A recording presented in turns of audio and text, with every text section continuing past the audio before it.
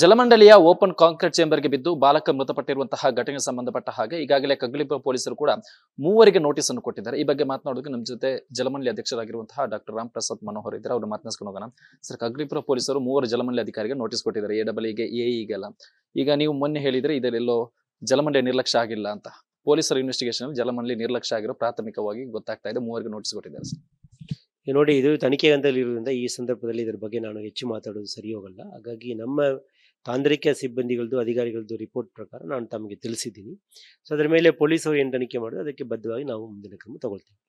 Sir, ಅಂದ್ರೆ ಪೊಲೀಸರ ನಿರ್ಲಕ್ಷ್ಯ ಅಂದ್ರೆ ತನಿಖೆ ಸಂದರ್ಭದಲ್ಲಿ ಅಲ್ಲಿ ನಿರ್ಲಕ್ಷ್ಯ ಆಗಿರೋ ಜಲಮಂಡಳಿಯಿಂದಲೇ ಅದ್ರ ಕೂಡ ಕಾಂಟ್ರಾಕ್ಟರ್ ಆಗಿರ್ಬೋದು, ಎಡಬ್ಲ್ಯೂ ಆ ಒಂದು ಯಾವಾಗ ಇದು ತಗೊಂಡಿದ್ರು ಅಂದ್ರೆ ಕಾಮಗಾರಿ ಶುರುವಾದಿಂದ ಕೂಡ ಅಲ್ಲಿ ಮುಂಜಾಗ್ರತಾ ಕ್ರಮ ಅಳವಡಿಕೆ ಮಾಡಿರ್ಲಿಲ್ಲ ಅನ್ನೋದು ಕೂಡ ಒಂದಿಷ್ಟು ಆರೋಪ ಏನಿದೆ. ಅದಕ್ಕೆ ಪುಷ್ಟಿ ನೀಡುವಂತ ಪೊಲೀಸ್ ತನಿಖೆ ಕೂಡ ನಡೀತಾ ಇದೆ.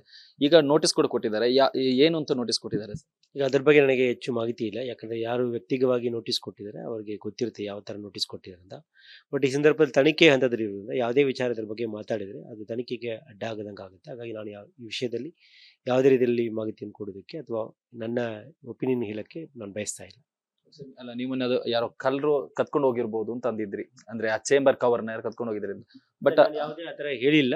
ನಾನು ಹೇಳಿದ ಪ್ರಕಾರ ಈಗ ತನಿಖೆ ಇರೋದ್ರಿಂದ ತನಿಖೆ ಹಂತದಲ್ಲಿ ನನ್ನಿಂದ ಯಾವುದೇ ಅಭಿಪ್ರಾಯ ವ್ಯಕ್ತಪಡಿಸಿದ್ರು ಕೂಡ ತನಿಖೆಗೆ ಧಕ್ಕೆ ಆಗುತ್ತೆ. ಹಾಗಾಗಿ ನಿಷ್ಪಕ್ಷವಾಗಿ ಪಾರದರ್ಶಕವಾಗಿ ತನಿಖೆ ಆಗಬೇಕು. ಯಾರಿಂದ ತಪ್ಪಾಗಿದ್ರು ತಪ್ಪಿಸ್ತವರಿಗೆ ನಾವು ಕ್ರಮ ತಗೊಳ್ತೀವಿ. ಇಲ್ಲ, ನಮಗೆ ತನಿಖೆ ಪ್ರಾಥಮಿಕದಲ್ಲಿ ನಮ್ಮ ಮೇಲ್ನೋಟಕ್ಕೆ ನಮ್ಮ ಅಧಿಕಾರಿಗಳು ಅದನ್ನು ಹೇಳಿದ್ದಾರೆ. ಈಗ ನಮ್ಮ ಪೊಲೀಸ್ ಅವರು ತನಿಖೆ ಮಾಡಿದಾಗ ಏನು ಮಾಹಿತಿ ಬರುತ್ತೆ ಅದರ ಆಧಾರವಾಗಿ ಮುಂದಿನ ತೀರ್ಮಾನ ತೆಗೆದುಕೊಳ್ತೀವಿ. ಇನ್ನೊಂದು, ನಿಮ್ಮ ವರದಿ ಕೈ ಸೇರಿದ್ರು ನೀವು ಅದರ ಬಗ್ಗೆ ಮಾತಾಡಕ್ಕೆ ಹಿಂದೇಟಾಗ್ತಾ ಇದ್ದಾರೆ ಅಂತ ಈಗಾಗಲೇ ಅಲ್ಲಿಯ ಜನರು ಕೂಡ ಆರೋಪ ಮಾಡ್ತಾ ಇದ್ದಾರೆ. ಅವರ ಮೊನ್ನೆನ ವರದಿಯೆಲ್ಲ ಅವ್ರು ರೆಡಿ ಇದೆ, ಯಾಕೆ ಅವ್ರು ಓಪನ್ ಆಗಿ ಆ ವರದಿ ಬಗ್ಗೆ ಯಾಕೆ ಮಾತಾಡ್ತಿಲ್ಲ? ಆಂತರಿಕ ಸಮಿತಿ ನಿಮ್ಮ ವರದಿ ಏನಿದೆ ಫೆಬ್ರವರಿ 5ಕ್ಕೆ ನಿಮ್ ಕೈ ಸೇರಿದ್ರು ಕೂಡ ಇದುವರೆಗೂ ಕೂಡ ನೀವು ಅದ್ರ ಬಗ್ಗೆ ಯಾವುದೇ ಮಾತಾಡ್ತಿಲ್ಲ. ಅಲ್ಲಿರುವಂತಹ ಅಧಿಕಾರಿಗಳು ಅಂದ್ರೆ ಲೋಕಲೇಟ್ ಯಾರಿದ್ದಾರೆ ಅವರ ಅಧಿಕಾರಿಗಳು ಕೂಡ ಅಲ್ಲಿರುವಂತಹ ಸ್ಥಳೀಯರಿಗೆ ಯಾವುದೇ ಮಾಹಿತಿ ಕೊಡ್ತಾ ಇಲ್ಲ. ಯಾಕೆ ಮುಚ್ಚಿಡುವಂತ ಕೆಲಸ ಆಗ್ತಾ ಇದೆ? ನೋಡ್ರಿ, ವರದಿಯನ್ನು ಸಲ್ಲಿಸಿದ್ದಾರೆ ಮೊನ್ನೆ. ಹಾಗಾಗಿ ವರದಿಯ ಮೇಲೆ ನಮ್ಮ ಅಧಿಕಾರಿಗಳು ಪರಿಶೀಲನೆ ಮಾಡ್ತಾರೆ. ಅದಾದ್ಮೇಲೆ ನಾವು ಅಂತಿಮ ತೀರ್ಮಾನ ನಮ್ಮ ಹಂತಕ್ಕೆ ಬಂದಾಗ ತೀರ್ಮಾನ ತೆಗೆದುಕೊಳ್ತೀವಿ. ನೀವು ಏನು ಹೇಳ್ತೀರಾ ಅದ್ರ ಬಗ್ಗೆ ತೀರ್ಮಾನ ತೆಗೆದುಕೊಂಡು ತಮಗೆ ತಿಳಿಸ್ತೀನಿ. Thank you. ಮತ್ತೆ ಏನಾದ್ರು ಅನುಕಂಪ ಆಧಾರದ ಮೇಲೆ ಏನಾದ್ರು ಫ್ಯಾಮಿಲಿಗೆ ಹೆಲ್ಪ್ ಮಾಡ್ತೀರಾ ಸರ್? ನಾನು ಆಗಲೇ ಹೇಳಿದ ಪ್ರಕಾರ ವರದಿ ಈಗ ಸಲ್ಲಿಸಿದ್ದಾರೆ. ಅದರ ಮೇಲೆ ನಾವು ಅಂತಿಮ ತೀರ್ಮಾನವನ್ನು ನಾಳೆ ತೆಗೆದುಕೊಳ್ತೀವಿ.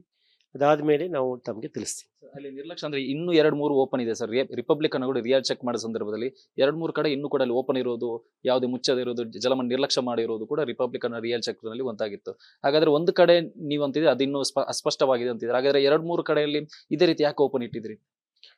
ನೀವೀಗ ಹೇಳಿದ್ರಿಂದ ನಮಗೆ ಗೊತ್ತಾಗ್ತದೆ. ಬಟ್ ನನ್ನ ಪ್ರಕಾರ ನಮ್ಮ ಅಧಿಕಾರಿಗಳು ಎಲ್ಲವನ್ನು ಕೂಡ ಮುಚ್ಚಿಟ್ಟಿದ್ದಾರೆ ಅಂತ ಹೇಳ್ತಿದ್ದಾರೆ. ಯಾಕಂದ್ರೆ ನಾನು ಒಂದೊಂದ್ಸರಿ ನಮ್ಮ EAC ಅವರನ್ನು ಕರೆಸಿ ಹೋಗಿ ತನಿಖೆ ಮಾಡ್ಕೊಂಡು ಬರಕ್ಕೆ ಹೇಳ್ತೀನಿ. ಜಲಮಂಡಳಿ ಅಧ್ಯಕ್ಷರಾಗಿರುವಂತಹ ಡಾಕ್ಟರ್ ರಾಮ್ ಪ್ರಸಾದ್ ಮನೋಹರ್ ಅವರ ಮಾತು. ಕ್ಯಾಮರಾ ಪರ್ಸನ್ ಶಿವ ಜೊತೆ ಸತ್ತ, ರಿಪಬ್ಲಿಕ್ ಕನ್ನಡ, ಬೆಂಗಳೂರು. ಜಲಮಂಡಳಿಯ ಓಪನ್ ಕಾಂಕ್ರೀಟ್ ಚೇಂಬರ್ಗೆ ಬಿದ್ದು ಬಾಲಕ ಮೃತಪಟ್ಟಿರುವಂತಹ ಘಟನೆಗೆ ಸಂಬಂಧಪಟ್ಟ ಹಾಗೆ ಈಗಾಗಲೇ ಕಗ್ಗಲಿಪುರ ಪೊಲೀಸರು ಕೂಡ ಮೂವರಿಗೆ ನೋಟಿಸ್ ಅನ್ನು ಕೊಟ್ಟಿದ್ದಾರೆ. ಈ ಬಗ್ಗೆ ಮಾತನಾಡೋದಕ್ಕೆ ನಮ್ಮ ಜೊತೆ ಜಲಮಂಡಳಿ ಅಧ್ಯಕ್ಷರಾಗಿರುವಂತಹ ಡಾಕ್ಟರ್ ರಾಮ್ ಪ್ರಸಾದ್ ಮನೋಹರ್ ಇದ್ದಾರೆ. ಅವ್ರನ್ನ ಮಾತನಾಡಿಸ್ಕೊಂಡು ಹೋಗೋಣ. ಸರ್, ಕಗ್ಗಲಿಪುರ ಪೊಲೀಸರು ಮೂವರು ಜಲಮಂಡಳಿ ಅಧಿಕಾರಿಗೆ ನೋಟಿಸ್ ಕೊಟ್ಟಿದ್ದಾರೆ, ಎಡಬ್ಲ್ಯೂಗೆ, ಎಇಗೆಲ್ಲ. ಈಗ ನೀವು ಮೊನ್ನೆ ಹೇಳಿದ್ರೆ ಇದರೆಲ್ಲೋ ಜಲಮಂಡಳಿ ನಿರ್ಲಕ್ಷ್ಯ ಆಗಿಲ್ಲ ಅಂತ. ಪೊಲೀಸರ ಇನ್ವೆಸ್ಟಿಗೇಷನ್ ಜಲಮಂಡಳಿ ನಿರ್ಲಕ್ಷ್ಯ ಆಗಿರೋ ಪ್ರಾಥಮಿಕವಾಗಿ ಗೊತ್ತಾಗ್ತಾ ಇದೆ. ಮೂವರಿಗೆ ನೋಟಿಸ್ ಕೊಟ್ಟಿದ್ದಾರೆ ಸರ್. ನೋಡಿ, ಇದು ತನಿಖೆ ಹಂತದಲ್ಲಿರುವುದರಿಂದ ಈ ಸಂದರ್ಭದಲ್ಲಿ ಇದರ ಬಗ್ಗೆ ನಾನು ಹೆಚ್ಚು ಮಾತಾಡೋದು ಸರಿ ಹೋಗಲ್ಲ. ಹಾಗಾಗಿ ನಮ್ಮ ತಾಂತ್ರಿಕ ಸಿಬ್ಬಂದಿಗಳದ್ದು, ಅಧಿಕಾರಿಗಳದ್ದು ರಿಪೋರ್ಟ್ ಪ್ರಕಾರ ನಾನು ತಮಗೆ ತಿಳಿಸಿದ್ದೀನಿ. ಸೊ ಅದರ ಮೇಲೆ ಪೊಲೀಸರು ಏನು ತನಿಖೆ ಮಾಡೋದು ಅದಕ್ಕೆ ಬದ್ಧವಾಗಿ ನಾವು ಮುಂದಿನ ಕ್ರಮ ತಗೊಳ್ತೀವಿ. ಸರ್, ಅಂದ್ರೆ ಪೊಲೀಸರ ನಿರ್ಲಕ್ಷ್ಯ ಅಂದ್ರೆ ತನಿಖೆ ಸಂದರ್ಭದಲ್ಲಿ ಅಲ್ಲಿ ನಿರ್ಲಕ್ಷ್ಯ ಆಗಿರೋ ಜಲಮಂಡಳಿಯಿಂದಲೇ ಅದ್ರ ಕೂಡ ಕಾಂಟ್ರಾಕ್ಟರ್ ಆಗಿರ್ಬೋದು, ಎಡಬ್ಲ್ಯೂ ಆ ಒಂದು ಯಾವಾಗ ಇದು ತಗೊಂಡಿದ್ರು ಅಂದ್ರೆ ಕಾಮಗಾರಿ ಶುರುವಾದಿಂದ ಕೂಡ ಅಲ್ಲಿ ಮುಂಜಾಗ್ರತಾ ಕ್ರಮ ಅಳವಡಿಕೆ ಮಾಡಿರ್ಲಿಲ್ಲ ಅನ್ನೋದು ಕೂಡ ಒಂದಿಷ್ಟು ಆರೋಪ ಏನಿದೆ. ಅದಕ್ಕೆ ಪುಷ್ಟಿ ನೀಡುವಂತ ಪೊಲೀಸ್ ತನಿಖೆ ಕೂಡ ನಡೀತಾ ಇದೆ. ಈಗ ನೋಟಿಸ್ ಕೂಡ ಕೊಟ್ಟಿದ್ದಾರೆ. ಏನು ಅಂತ ನೋಟಿಸ್ ಕೊಟ್ಟಿದ್ದಾರೆ? ಈಗ ಅದ್ರ ಬಗ್ಗೆ ನನಗೆ ಹೆಚ್ಚು ಮಾಹಿತಿ ಇಲ್ಲ, ಯಾಕಂದ್ರೆ ಯಾರು ವ್ಯಕ್ತಿಗವಾಗಿ ನೋಟಿಸ್ ಕೊಟ್ಟಿದ್ದಾರೆ ಅವರಿಗೆ ಗೊತ್ತಿರುತ್ತೆ ಯಾವ ಥರ ನೋಟಿಸ್ ಕೊಟ್ಟಿದ್ದಾರೆ ಅಂತ. ಬಟ್ ಈ ಸಂದರ್ಭದಲ್ಲಿ ತನಿಖೆ ಹಂತದಲ್ಲಿರುವುದರಿಂದ ಯಾವುದೇ ವಿಚಾರದ ಬಗ್ಗೆ ಮಾತಾಡಿದರೆ ಅದು ತನಿಖೆಗೆ ಅಡ್ಡ ಆಗದಂಗೆ ಆಗುತ್ತೆ. ಹಾಗಾಗಿ ನಾನು ಈ ವಿಷಯದಲ್ಲಿ ಯಾವುದೇ ರೀತಿಯಲ್ಲಿ ಮಾಹಿತಿಯನ್ನು ಕೊಡೋದಕ್ಕೆ ಅಥವಾ ನನ್ನ ಒಪಿನಿಯನ್ ಹೇಳಕ್ಕೆ ನಾನು ಬಯಸ್ತಾ ಇಲ್ಲ. ಅಲ್ಲ, ನೀವು ಅದು ಯಾರೋ ಕಳ್ಳರು ಕತ್ಕೊಂಡು ಹೋಗಿರ್ಬೋದು ಅಂತ ಅಂದಿದ್ರಿ, ಅಂದ್ರೆ ಆ ಚೇಂಬರ್ ಕವರ್ನ ಯಾರು ಕತ್ಕೊಂಡು ಹೋಗಿದ್ರಿ. ಬಟ್ ಯಾವುದೇ ಆ ಥರ ಹೇಳಿಲ್ಲ.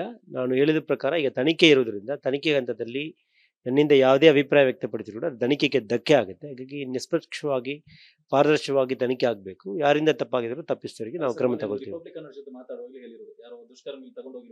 ಇಲ್ಲ, ನಮಗೆ ತನಿಖೆ ಪ್ರಾಥಮಿಕದಲ್ಲಿ ನಮ್ಮ ಮೇಲ್ನೋಟಕ್ಕೆ ನಮ್ಮ ಅಧಿಕಾರಿಗಳು ಅದನ್ನು ಹೇಳಿದ್ದಾರೆ. ಈಗ ನಮ್ಮ ಪೊಲೀಸ್ ಅವರು ತನಿಖೆ ಮಾಡಿದಾಗ ಏನು ಮಾಹಿತಿ ಬರುತ್ತೆ ಅದರ ಆಧಾರವಾಗಿ ಮುಂದಿನ ತೀರ್ಮಾನ ತೆಗೆದುಕೊಳ್ತೀವಿ. ಇನ್ನೊಂದು ನಿಮ್ಮ ವರದಿ ಕೈ ಸೇರಿದ್ರು ನೀವು ಅದರ ಬಗ್ಗೆ ಮಾತಾಡಕ್ಕೆ ಹಿಂದೇಟಾಗ್ತಾ ಇದ್ದಾರೆ ಅಂತ ಈಗಾಗಲೇ ಅಲ್ಲಿಯ ಜನರು ಕೂಡ ಆರೋಪ ಮಾಡ್ತಾ ಇದ್ದಾರೆ. ಅವರ ಮೊನ್ನೆನ ವರದಿಯೆಲ್ಲ ಅವ್ರು ರೆಡಿ ಇದೆ, ಯಾಕೆ ಅವ್ರು ಓಪನ್ ಆಗಿ ಆ ವರದಿ ಬಗ್ಗೆ ಯಾಕೆ ಮಾತಾಡ್ತಿಲ್ಲ? ಆಂತರಿಕ ಸಮಿತಿ ನಿಮ್ಮ ವರದಿ ಏನಿದೆ ಫೆಬ್ರವರಿ 5ಕ್ಕೆ ನಿಮ್ ಕೈ ಸೇರಿದ್ರು ಕೂಡ ಇದುವರೆಗೂ ಕೂಡ ನೀವು ಅದ್ರ ಬಗ್ಗೆ ಯಾವುದೇ ಮಾತಾಡ್ತಿಲ್ಲ. ಅಲ್ಲಿರುವಂತಹ ಅಧಿಕಾರಿಗಳು ಅಂದ್ರೆ ಲೋಕಲೇಟ್ ಯಾರಿದ್ದಾರೆ ಅವರ ಅಧಿಕಾರಿಗಳು ಕೂಡ ಅಲ್ಲಿರುವಂತಹ ಸ್ಥಳೀಯರಿಗೆ ಯಾವುದೇ ಮಾಹಿತಿ ಕೊಡ್ತಾ ಇಲ್ಲ. ಯಾಕೆ ಮುಚ್ಚಿಡುವಂತ ಕೆಲಸ ಆಗ್ತಾ ಇದೆ ಅಂತ? ನೋಡ್ರಿ, ವರದಿಯನ್ನು ಸಲ್ಲಿಸಿದ್ದಾರೆ ಮೊನ್ನೆ.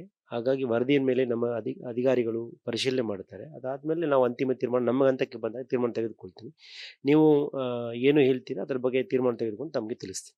Thank you. ಮತ್ತೆ ಏನಾದ್ರು ಅನುಕಂಪ ಆಧಾರದ ಮೇಲೆ ಏನಾದ್ರು ಫ್ಯಾಮಿಲಿಗೆ ಹೆಲ್ಪ್ ಮಾಡ್ತೀರಾ ಸರ್? ನಾನು ಆಗಲೇ ಹೇಳಿದ ಪ್ರಕಾರ ವರದಿ ಈಗ ಸಲ್ಲಿಸಿದ್ದಾರೆ. ಅದರ ಮೇಲೆ ನಾವು ಅಂತಿಮ ತೀರ್ಮಾನವನ್ನು ನಾಳೆ ತೆಗೆದುಕೊಳ್ತೀವಿ.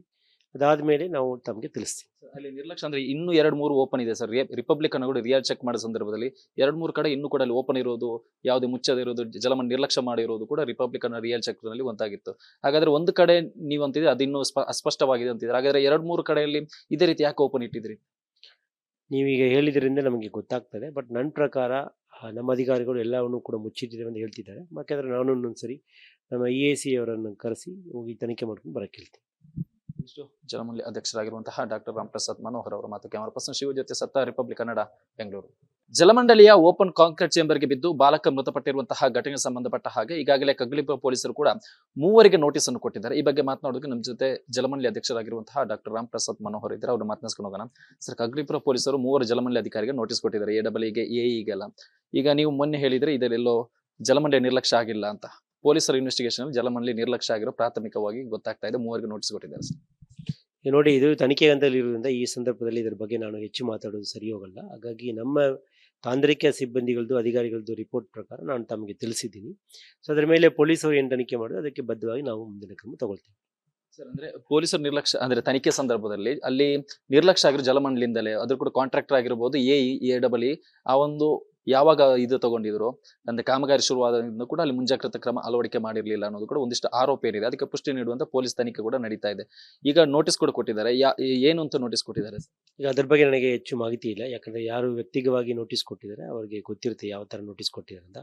ಬಟ್ ಈ ಸಂದರ್ಭದಲ್ಲಿ ತನಿಖೆ ಹಂತದಲ್ಲಿರುವುದರಿಂದ ಯಾವುದೇ ವಿಚಾರದ ಬಗ್ಗೆ ಮಾತಾಡಿದ್ರೆ ಅದು ತನಿಖೆಗೆ ಅಡ್ಡ ಆಗದಂಗೆ ಆಗುತ್ತೆ. ಹಾಗಾಗಿ ನಾನು ಈ ವಿಷಯದಲ್ಲಿ ಯಾವುದೇ ರೀತಿಯಲ್ಲಿ ಮಾಹಿತಿಯನ್ನು ಕೊಡೋದಕ್ಕೆ ಅಥವಾ ನನ್ನ ಒಪಿನಿಯನ್ ಹೇಳಕ್ಕೆ ನಾನು ಬಯಸ್ತಾ ಇಲ್ಲ. ಅಲ್ಲ, ನೀವು ಯಾರೋ ಕಳ್ಳರು ಕತ್ಕೊಂಡು ಹೋಗಿರ್ಬೋದು ಅಂತ ಅಂದಿದ್ರಿ, ಅಂದ್ರೆ ಆ ಚೇಂಬರ್ ಕವರ್ನ ಯಾರು ಕತ್ಕೊಂಡು ಹೋಗಿದ್ರಿ. ಬಟ್ ಯಾವುದೇ ಆತರ ಹೇಳಿಲ್ಲ.